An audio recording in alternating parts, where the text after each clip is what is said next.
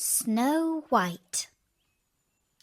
A very long time ago, in midwinter, when the snowflakes were falling like feathers from heaven, a beautiful queen sat sewing at her window, which had a frame of black ebony. As she worked, she looked sometimes at the falling snow, and it happened that she pricked her finger with her needle, so that 3 drops of blood fell upon the snow. The queen said to herself as she looked at it, "Ah me! If only I had a dear little child who had skin as white as the snow, lips as rosy as the blood, and hair as black as the ebony window frame." Soon afterwards she had a little daughter, with skin white as snow, lips rosy as blood, and hair as black as ebony, and she was therefore called Little Snow White. But alas, when the little one was born, the good queen died. A year passed away, and the king took another wife. She was a beautiful woman, but proud and haughty, and she could not bear that anyone else should surpass her in beauty. She had a mirror, and when she stood in front of it and asked, "Mirror, mirror upon the wall, who is the fairest of us all?" the mirror answered, "Thou, O Queen, art the fairest of all." And the queen was contented, because she knew the mirror could speak nothing but the truth. But as time passed on, little Snow White grew more and more beautiful, until when she was 7 years old, she was as lovely as the bright day, and still more lovely than the queen herself, so that when the lady one day asked her mirror, "Mirror, mirror upon the wall, who is the fairest of us all?"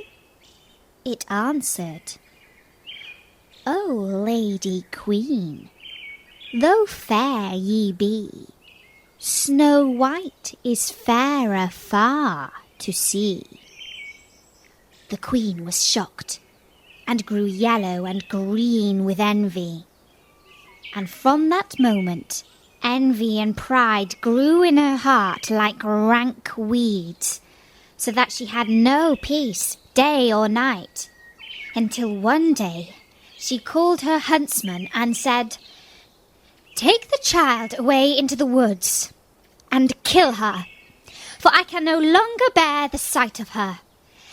And when you return, bring with you her heart, that I may know you have obeyed my will." The huntsman dared not disobey, and he led Snow White out into the woods, and placed an arrow in his bow to pierce her innocent heart. But the little girl cried and begged him, saying, "Ah, dear huntsman, leave me my life. I will run away into the wild forest and never come home again." And as she was so beautiful, the huntsman had pity on her and said, "Run away then, you poor child." While to himself he thought, "The wild beasts will soon have devoured you." And yet it seemed as if a stone had been rolled from his heart, since he now no longer had to kill her. Then as a young wild boar came rushing by, he killed it, took out its heart, and carried it home to the queen. The cook was ordered to prepare this, and the wicked queen ate it, and thought she had eaten the heart of Snow White. Poor little Snow White was now all alone in the wild wood, and so frightened was she that she trembled at every leaf that rustled. Then she began to run, and ran over sharp stones and through thorns, and the wild beasts ran past her, but did her no harm. And she kept on running until she came to a little house where she went in to rest. Inside the cottage, everything she saw was tiny, but more dainty and clean than words can tell. Upon a white-covered table stood 7 little plates, and upon each plate lay a little spoon, besides which there were 7 knives and forks and 7 little goblets. Against the wall, side by side, stood 7 little beds covered with perfectly white sheets. Snow White was so hungry and thirsty that she took a little food from each of the 7 plates and drank a few drops of wine from each goblet, for she did not wish to take everything away from one. Then, because she was so tired, she crept into one of the little beds, but it did not suit her.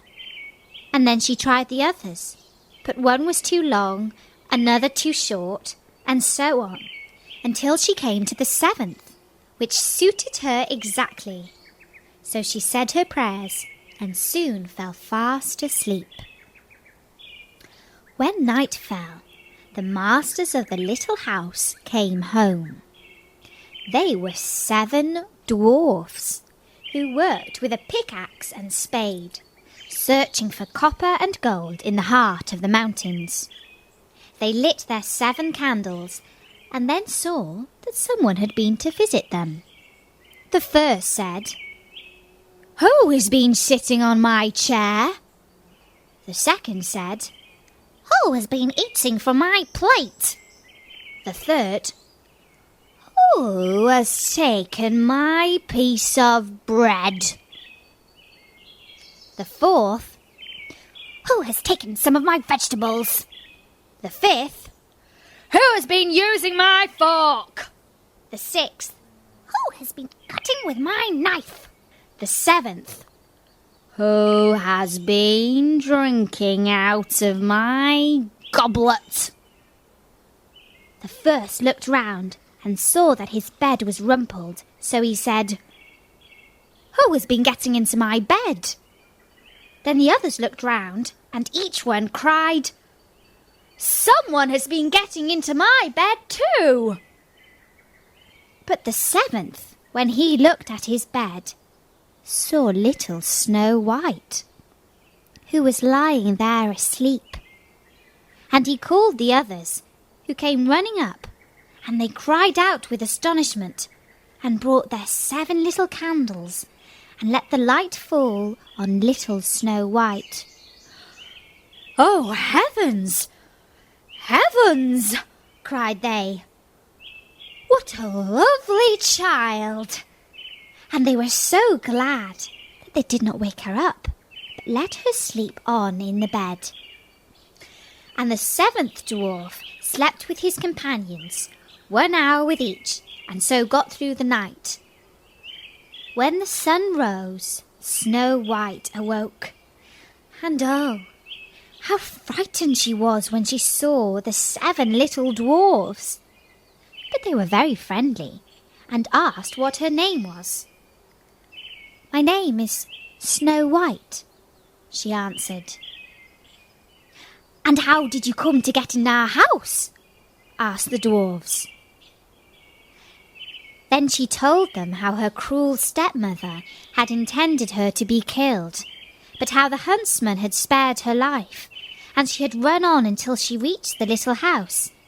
And the dwarf said, "If you will take care of our house, cook for us, and make the beds, wash, mend, and knit, and keep everything neat and tidy and clean, then you may stay with us, and you shall lack for nothing."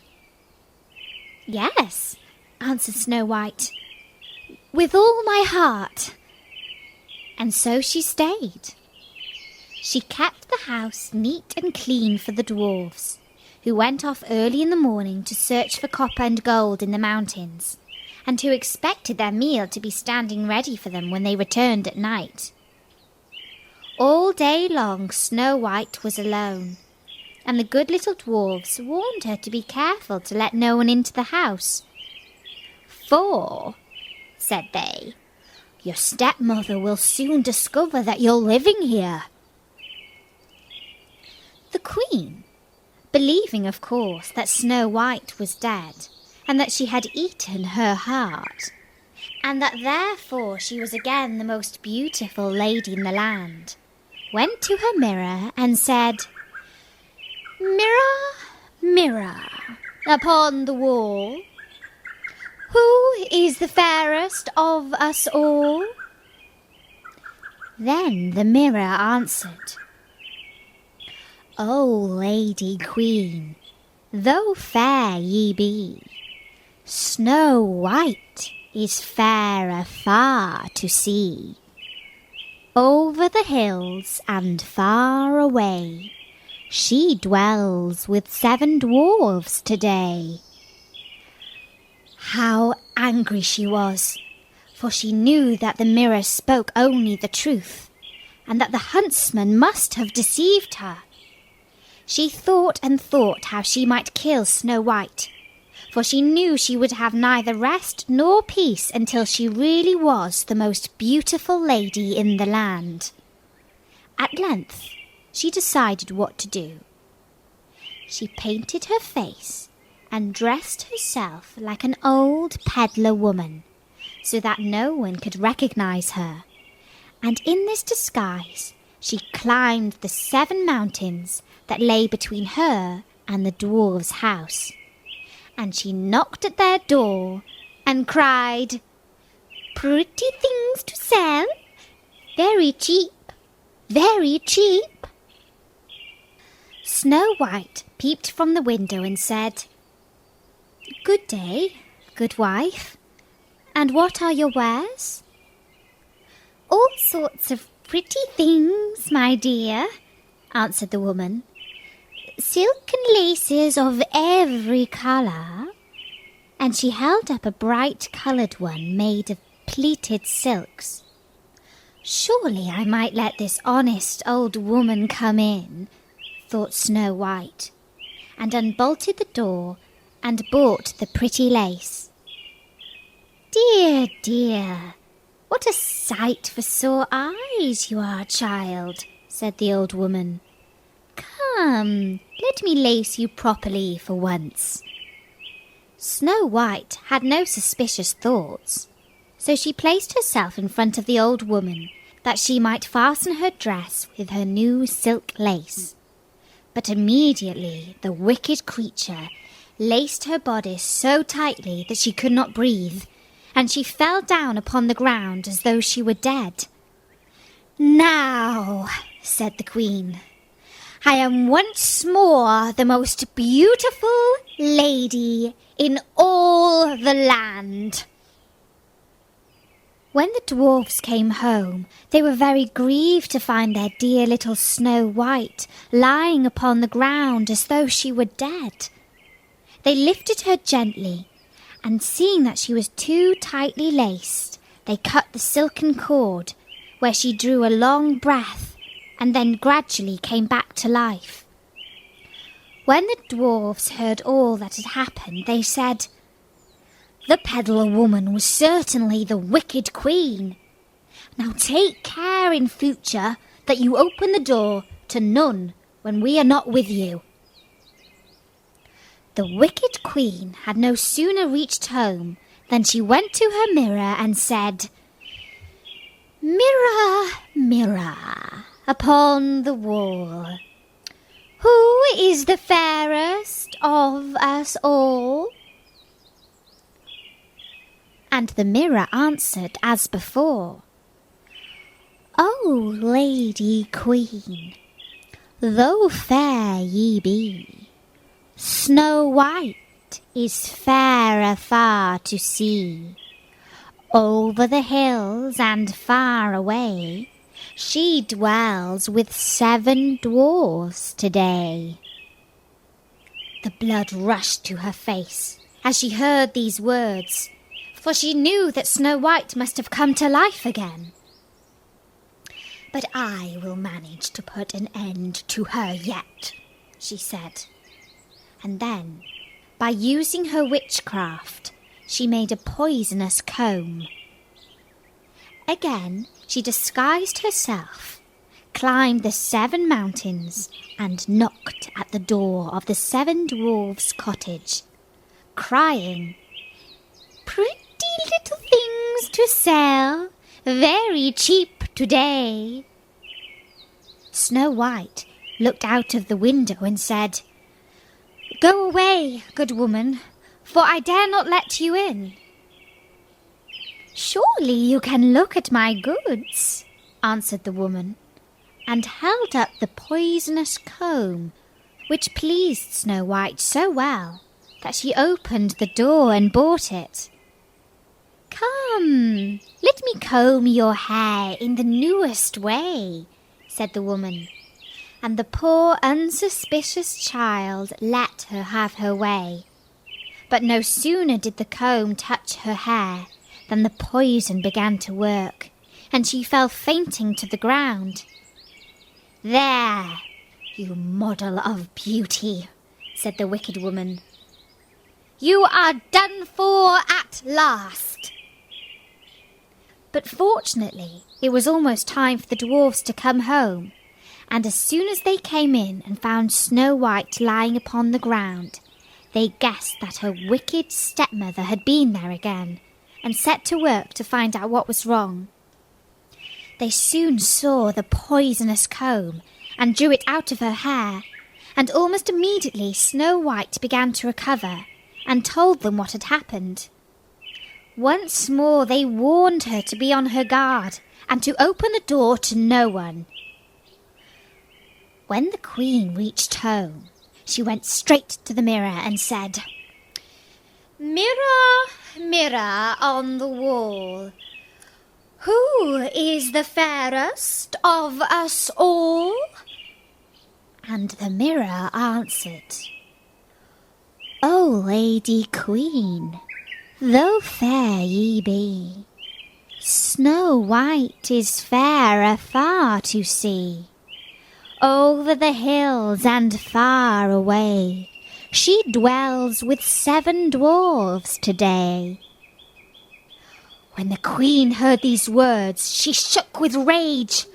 "Snow White shall die," she cried, "even if it costs me my own life." She went into a secret chamber where no one else ever entered, and there she made a poisonous apple, and then she painted her face and disguised herself as a peasant woman, and climbed the 7 mountains and went to the dwarf's house. She knocked at the door. Snow White put her head out of the window and said, "I must not let anyone in. The 7 dwarfs have forbidden me to do so." "It's all the same to me," answered the peasant woman. "I shall soon get rid of these fine apples. But before I go, I'll make you a present of one." "Oh no," said Snow White, "for I must not take it." "Surely you are not afraid of poison?" said the woman. "See, I will cut one in 2. The rosy cheek you shall take, and the white cheek I will eat myself." Now, the apple had been so cleverly made that only the rose cheek side contained the poison.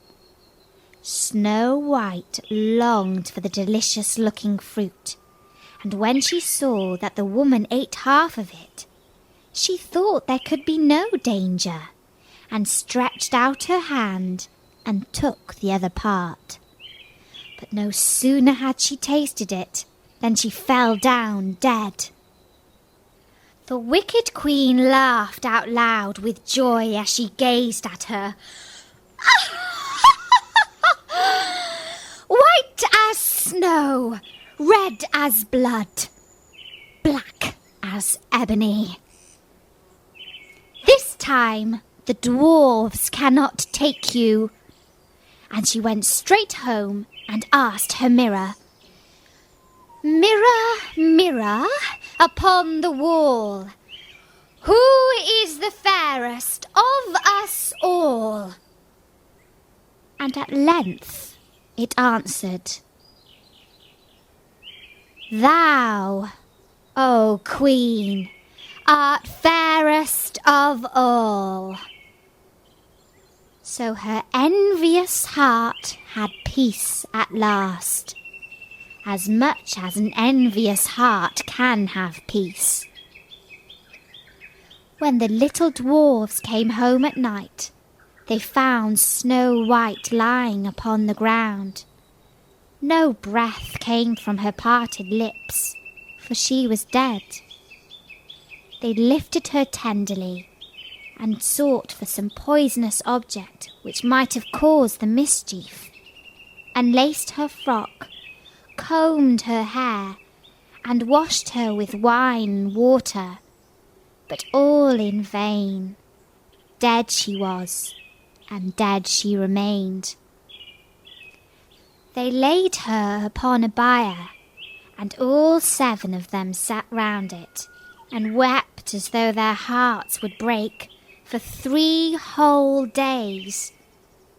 When the time came that she should be laid in the ground, they could not bear to part from her. Her pretty little cheeks were still rosy red, and she looked just as though she was still living. "We cannot hide her away in the dark earth," said the dwarfs. And so they made her a transparent coffin of shining glass, and laid her in it, and wrote her name upon it in letters of gold, and that she was the king's daughter.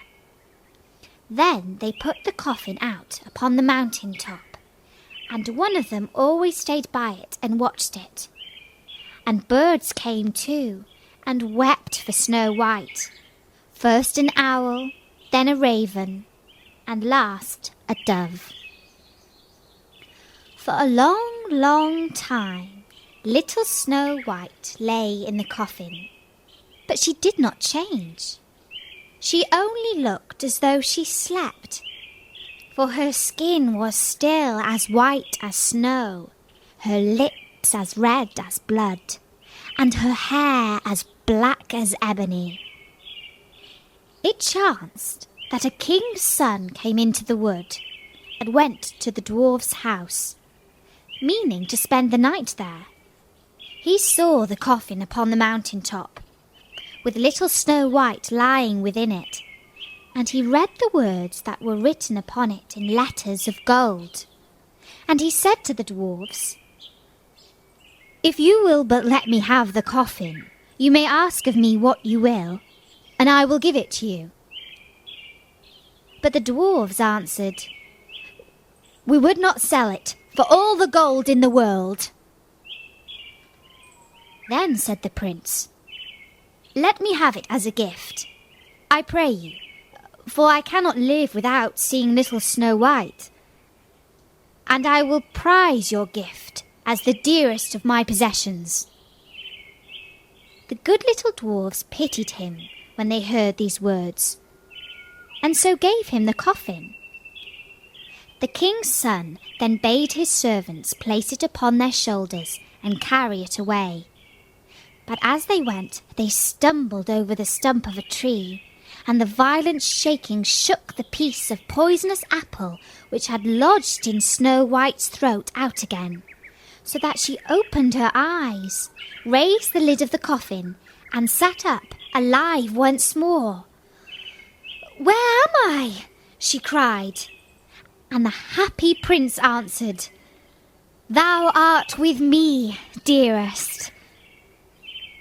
Then he told her all that had happened, and how he loved her better than the whole world, and begged her to go with him to his father's palace and be his wife.